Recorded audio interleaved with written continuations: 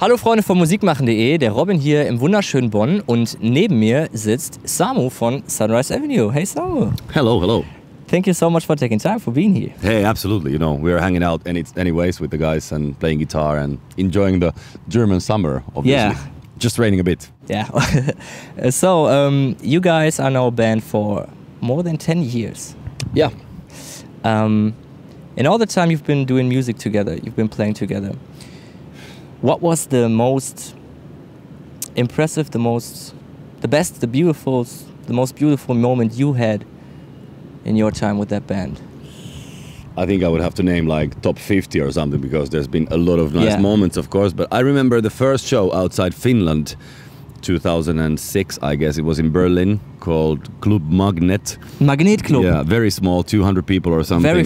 Very nice club. Yeah. And I was there like watching behind the curtains, like when people came in and they actually bought the ticket, 12 euros or something. Yeah. I was really wondering, and they're really paying for the tickets, and some people from some other country are coming to our show, and it was really, really weird. Then I was thinking like, okay, this is what Bon Jovi must feel like. Yeah, and now it's 10 years later and it went huge. It's really nice, right? It's cool. I mean, there's been ups and downs, but the journey has been definitely worth taking, and happy to be here again. Summer is in a way the best time of the year if you have a lot of shows. Yeah. And this week we have 3 festivals again, and driving around with the tour bus and enjoying Sommerzeit. Sehr schön. Did you ever thought of breaking the whole thing up with Sunrise Avenue? Can you remember a point where you were close to break it all down, or? You mean like when we've been on the road with the guys or something? Yeah, in general. Like, was there a time when it was hard?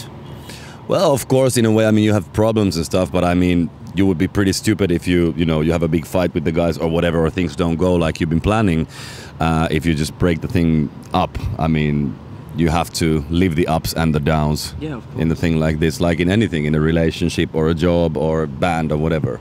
So did you ever imagine when you started the band that it would become that big, that you would be a professional musician? I mean, in the end, you just need to make music, even if it's a lot of work, of course. But could you ever really imagine it when it started? Of course, you have the rock and roll dream. I mean, I think a lot of bands have it. I mean, that's one of the fuels that keep you going. When it's rainy day and nobody comes to your shows in the beginning or whatever. But I don't know. It's like, of course, you have the dream in a way, but did I really believe that it would happen this big? I don't know, but let's say I'm really happy that it did. Yeah, of course. And if you compare the shows you played in the past, like the smaller show in the Magnet Club, and now you got these huge venues you play, what would you prefer to play in general? I think the coolest thing about Sunrise Avenue is that we get to play like, the big arenas we play, and huge festivals and stuff, but also we play really small places still. Like, on tour we did this year, there was like for example, Paris was probably 500 people or something, so it's really, really packed. And also we do this in Finland and also in Germany sometimes, and I think that keeps it pretty fresh. I think it's pretty boring for U2 and Bon Jovi. They only play stadiums. For Foo Fighters, no, it's not boring, but I mean, it's always. But the Foo Fighters play in garage. I heard, Actually, I saw one of their shows in Helsinki for 700 people as well. So sweet. But that's nice. I mean, it's different, of course, and you're closer to the people and stuff. But as long as we get to play together, I think we'll be happy to play anywhere. Yeah. Okay. Cool. So now you are on tour right now. Is an album planned? Are you still writing songs for an upcoming album? We always write songs and we always make music. I mean, it's not something that you quit doing when the album is done and then you start in 12 months. You always write songs, and we have a lot of, like, I would say 5 to 8 songs for the next album, but that's gonna come out earliest next year, somewhere September or something. I don't know. It's like now it's time to enjoy the work that we've been doing, like the hard work we did in studio, and just tour and tour and tour. And I think we'll be on the road until the end of next summer. So you prefer being on tour than being for weeks or months in the studio and writing, or? No, I think it's cool to do both of them again. I mean, we've been in studio already now, but I mean, it's nice that you don't have a deadline or nobody's, breathing behind your neck like, guys, you have to make, new songs or you have to write hits and blah, blah, blah. Now you just enjoy the ride and relax, just do your thing, and maybe around January, February we're gonna have a meeting with the record companies and publishers and see what we have and how much time we think it would take to put another 12, 14 songs together. Okay. But that's, we'll think about that later. All right. So how do you handle the expectations of your fans when you're writing an album? Are there persons that are really important to you while writing songs that you need to get feedback from before?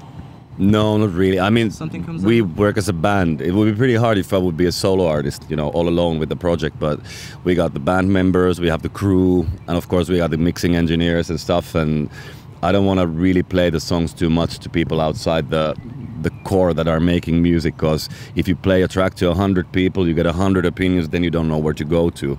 Just play the music to people and you see if they start, jamming it, or if they have like goosebumps or whatever, and if they like it or not. And especially at this stage, now it's just time to enjoy the writing process and enjoy the trip, and then probably have the meeting next spring whether it's good enough, to be released.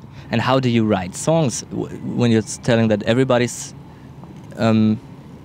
into the songwriting process? How can I imagine that? Do you meet in a rehearsal room? And No. I do it on the sofa. That's like, or somewhere on acoustic guitar.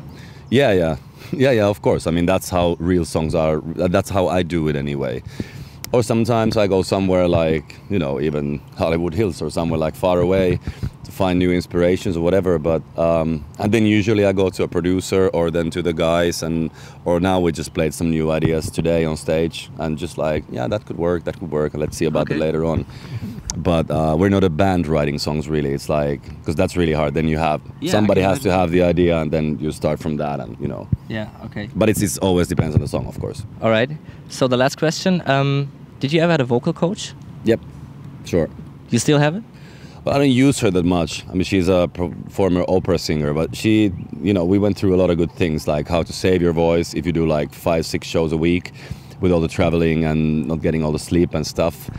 And also like a little bit of techniques and stuff, but it's good to check it, that you're not doing anything wrong, because that would like really overload your throat, and it's still a very small muscle you're doing the work with. Especially when you're on tune, you need to play every day, right? Yeah, true, almost. But it's good for even, especially the earlier you do it, the better it is, because then you don't start learning how to do it wrong in the beginning. But greetings to Päivi Boden to Finland. Thanks for all the help.